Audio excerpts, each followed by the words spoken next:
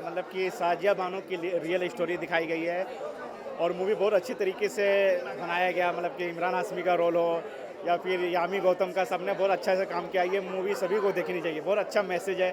और ख़ासकर जितने भी मुस्लिम लोग हैं, खासकर उनकी जो औरतें हैं, उनको खासकर ये मूवी देखनी चाहिए क्योंकि ये मूवी अच्छा मैसेज देती है। नहीं नहीं, कंट्रोवर्शियल ऐसे कुछ चीज़ नहीं थी तलाक को लेकर कि जो इस्लाम धर्म में कानून दिखाया गया कि दो दो शादी करते हैं, तो उसी की कहानी है। मतलब एक रियल स्टोरी है जो कि ऑलरेडी साजिया बानो पे आधारित कहानी है। तो उनकी जो रियल लाइफ, उनकी जो रियल ज़िंदगी रही है, पूरा का पूरा उन्होंने फ्रेम में उतार दिया है। एक नई एक्ट्रेस है जिन्होंने डेब्यू किया है जी, मूवी में, उनकी एक्टिंग को लेकर क्या उनकी एक्टिंग भी अच्छी है। उनको स्क्रीन पे कम दिखाया गया है क्योंकि इमरान हाशमी की वो सेकेंड वाइफ का रोल प्ले कर रही हैं। बट ठीक है, उनका उनका काम भी अच्छी है। यामी जी और इमरान जी की जो कॉम्बिनेशन है, जो एक नया हमें जोड़ी देखने मिला है इस फिल्म में, क्या कहना बहुत बेहतरीन है। खासकर वो जो कोर्ट रूम का ड्रामा है, काफ़ी अच्छा हो। एंड में क्लाइमेक्स में जो स्पीच बोलती हैं यामी गौतम, मतलब कि एक रियल दिखता है कि हाँ, रियल में वो दिख रहा है।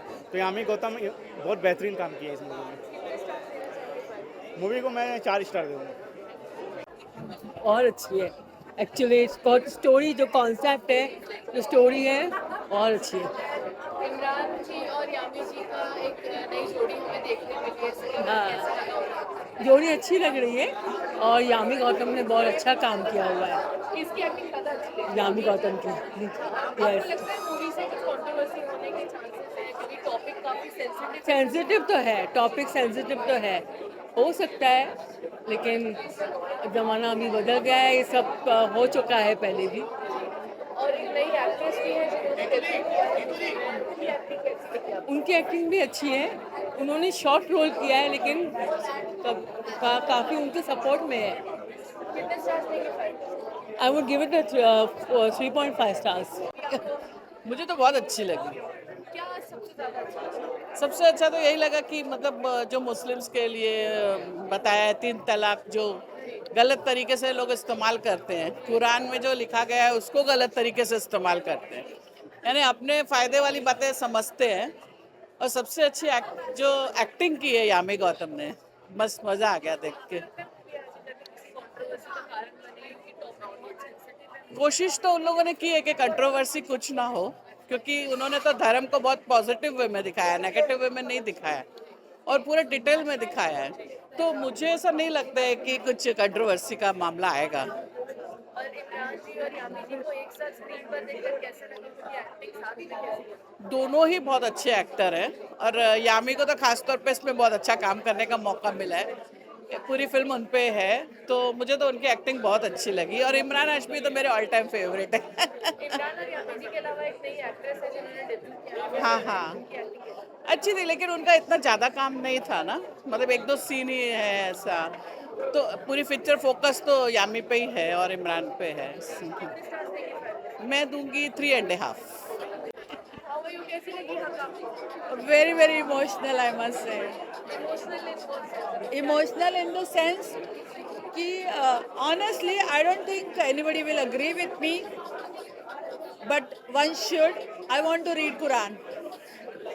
और मूवी में से क्या लगा? मूवी में से यही लगा कि कुरान में इतनी सारी चीज़ें हैं जो हमें पता नहीं है। लॉ के बारे में हमें बहुत सारी चीज़ें पता नहीं है, बट हक के बारे में पता है कि हमारा हक क्या होता है। And we as a woman are always marginalised for asking our own हक। तो ये फिल्म यही जताती है कि औरत को पीछे नहीं हटना है, अपने हक के लिए आखिरी सांस तक लड़ना है। धर्म जो है, इंसिडेंटली धर्म इसमें आ गया है कि स्टोरी में वो धर्म का एंगल है, लेकिन ये कहानी हर औरत की हो सकती है। सो हक के लिए लड़ना है। मूवी के आने के बाद आपको लगता है कुछ कंट्रोवर्सी होने के चांसेस है क्योंकि टॉपिक ये काफी ज्यादा सेंसिटिव है, लोग कह रहे हैं हो चुका है, क्या जरूरत थी मूवी को दोबारा लाने की? कंट्रोवर्सी हो सकती है, but if you think the audience has matured now, जैसे इवोल्यूशन होता है, ह्यूमन इवोल्यूशन होता है, ऑडियंस का भी एक इवोल्यूशन होता है। If they are evolved, probably there will be no controversy. Imran ji और यामी जी की एक्टिंग के अगर Excellent, excellent. My jacket has got wet because of Yami's speech. Because it was so amazing, and Imran, obviously his presence on the screen is so good, and he has played this It's an out and out negative character, but he has made it look great. So that's his success, I think. And एक नई actress ने भी debut किया है Vartika, yeah, she took my heart away in one scene when she offers those vegetables at her doorstep. I think she won everyone. So she has a small role, but she has a very strong screen presence, and dialogues भी कम हैं, तो आंखों से बातें ज़्यादा करनी है. So yeah, I think she has been successful in that. कितने स्टार्स देंगे 10 में से 5 में से I will give 3.5. हक्की बक्की से रह गई मैं तो, मतलब आई वॉज स्टंट. अभी भी मेरे हाथ नाम हो रहे हैं. मतलब आप ये देखिए इस फिल्म में ना एक कहते हैं ना, एक औरत ही औरत की समझ सकती है. तो अगर पहली बात तो मैं जब भी अपनी कुछ मुसलमान फ्रेंड्स को या जिनको देखती थी जिनके ट्रिपल तलाक वाली सिचुएशन जब होती थी कि एकदम से एक औरत का घर उजड़ जाता है और फिर उनको हस्बैंड्स 2 शादी भी कर सकते हैं, 3 शादी भी कर सकते हैं. तो एक अपने आप में ये एक जो कहने वाली बात है कि जो है इस्लाम में, ये एक औरत के ऊपर जब आप कबूल तो 3 बार करते हो, तलाक दोनों तरफ से क्यों नहीं होता? कबूल तो दोनों तरफ से होता है. मैं हमेशा ये सोचती हूँ, तो तलाक का हक सिर्फ मर्द को क्यों दिया इस्लाम ने, औरत को क्यों नहीं दिया? उसकी रजामंदी उस तलाक पे क्यों नहीं मांगी? ये एक सवाल है जो मेरे दिल में आते हैं कि क्यों जब मेरे फ्रेंड्स के साथ ऐसा हुआ, मैं उनसे सवाल पूछती थी, कहती यार हम तो कुछ कर नहीं सकते. ठीक है, चाहे वो कितनी एजुकेटेड भी हो, लेकिन अब शुक्र है कि ट्रिपल तलाक ये हो गया है. लेकिन तो इसी सिचुएशन में जब मैं देखती हूँ कि एक तरफ तो वो she is the queen of the house, बेगम है वो, और उसके बाद वो सडनली झूठ बोल के चले जाते हैं. और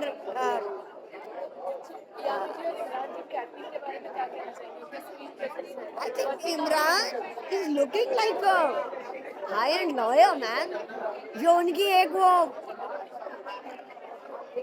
इमेज है उससे बहुत अलग है. I think he is really matured as an actor. And ये होता है कि कुछ वक्त आप बहुत सारी अदर चीज़ों में आप अपनी इमेज जब बिल्डअप हो जाती है किसी एक्टर की, लेकिन एक मौका है ये फिल्म उनके लिए कि उन्हें मैच्योर रोल्स के लिए भी लिया. यामी इज अ वेरी, मतलब जिस तरह से वो अरबिक का एक वर्स पढ़ती भी हैं कुरान शरीफ का, और अपने स्क्रिप्चर को जानना कितना इम्पोर्टेंट है ये फिल्म बताती है. चाहे आप भगवत गीता हो, आपके उपनिषद हो या कुरान शरीफ हो, मैं हमेशा कान पकड़ी हूँ उसके लिए, क्योंकि हमारे नाना और परनाना जो थे आलिम फाजिल थे, तो हमारे यहाँ भगवत गीता और कुरान शरीफ साथ में रखी जाती थी. जब उनकी डेथ हुई तो उनको मेरे नाना को उन्होंने बोला, मेरे परनाना ने, कि अब तुम हमारे इंतकाल के बाद इसको मस्जिद में इज्जत से देना, क्योंकि अब तो ये कोई पढ़ेगा नहीं.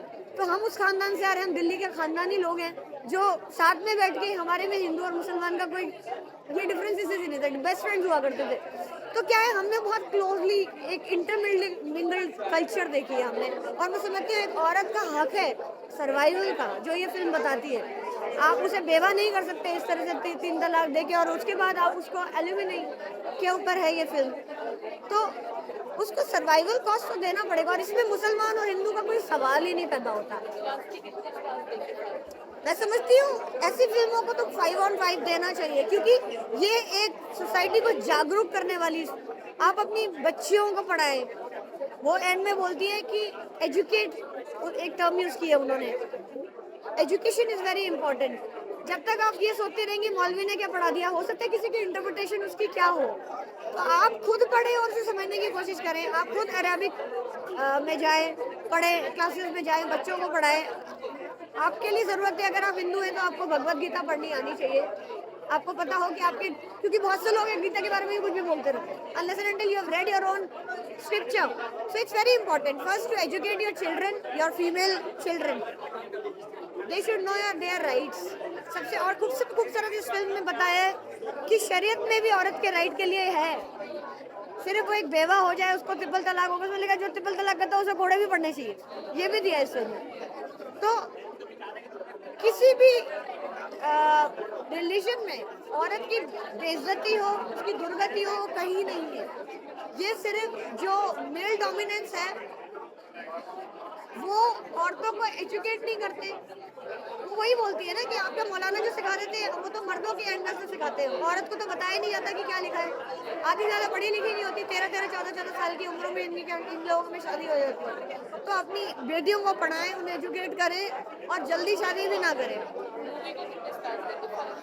5 on 5।